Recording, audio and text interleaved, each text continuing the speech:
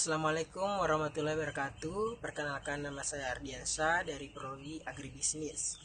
Baik, kali ini saya akan menjelaskan tentang pengertian manajemen organisasi.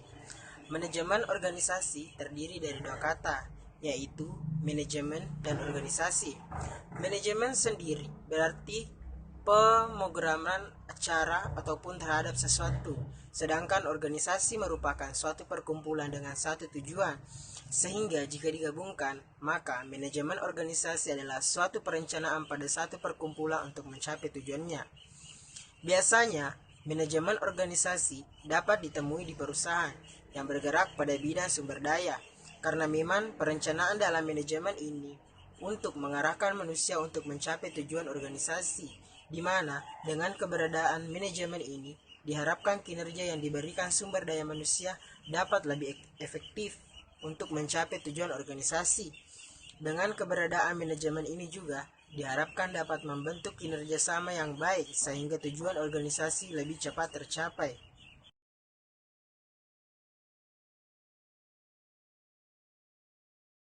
Kemudian fungsi manajemen organisasi.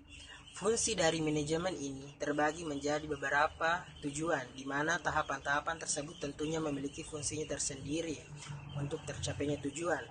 Berikut di bawah ini adalah berbagai fungsi dan manajemen dalam sebuah organisasi.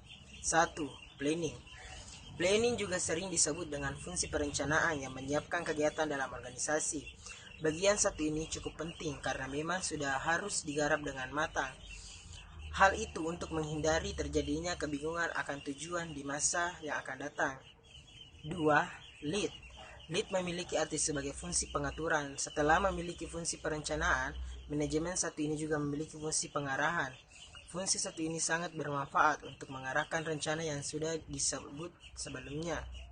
Ketiga, controlling. Ternyata yang satu ini juga disebut dengan fungsi kontrol, tidak jauh berbeda dengan fungsi pengarahan sebelumnya. Fungsi satu ini berguna untuk mengawasi setiap kegiatan agar selalu sesuai arahan.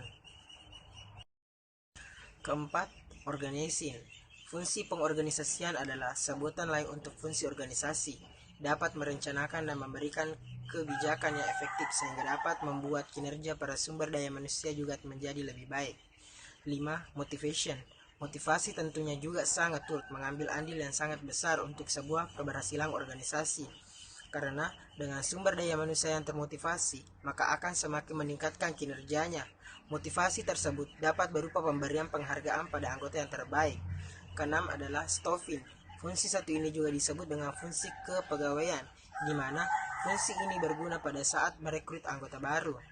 Fungsi ini juga berguna untuk membuat suasana kinerja yang nyaman, karena dengan suasana yang sangat nyaman, maka kemungkinan akan berdampak baik untuk kinerja anggota. 7. Time management. Selain itu, manajemen waktu juga sangat penting karena dengan manajemen waktu diharapkan dapat menghasilkan kinerja yang efektif dari para anggota. Selain itu, supaya tujuan dari sebuah organisasi tercapai pada waktunya, tentunya juga memberi anggota baru menjadi pribadi yang lebih tepat waktu.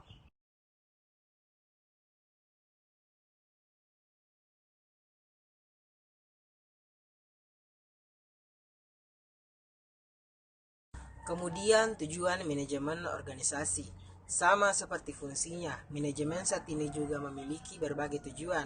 Namun pada dasarnya tujuan dari manajemen ini adalah mencapai tujuan organisasi dengan efisien, sehingga dalam eksistensi organisasi tersebut dapat berjalan lancar dalam kurun waktu tertentu. Karena tanpa adanya manajemen organisasi, maka sebuah organisasi bisa mengalami berbagai kesulitan. Berikut ini tujuan dari manajemen ini. 1. Membentuk koordinasi yang baik. Tentu untuk mencapai tujuan dengan efisien dan efektif diperlukan koordinasi yang baik. Koordinasi yang baik dapat didapatkan dengan adanya manajemen dalam sebuah organisasi. Karena dengan adanya manajemen, maka semua pekerjaan akan lebih terarah dan terkoordinasi. Selain itu, dengan membentuk koordinasi yang baik antara individu maupun divisi, juga dapat melancarkan jalannya sebuah organisasi. Kedua, menetapkan kinerja efektif. Sama seperti tujuan dasarnya, yaitu mewujudkan tujuan organisasi dengan efektif. Untuk mewujudkan tujuan dengan efektif, maka juga diperlukan kinerja yang efektif pula. Dengan kinerja yang efektif dan terarah, maka tujuan dari organisasi juga akan lebih mudah tercapai. Ketiga, membuat lingkungan yang nyaman. Untuk membuat kinerja yang terefektif, maka harus diciptakan lingkungan yang nyaman. Karena dengan lingkungan yang nyaman, dapat membuat anggota menjadi semangat melakukan pekerjaannya. Selain itu, lingkungan yang nyaman juga membuat segala permasalahan dapat didiskusikan dengan baik.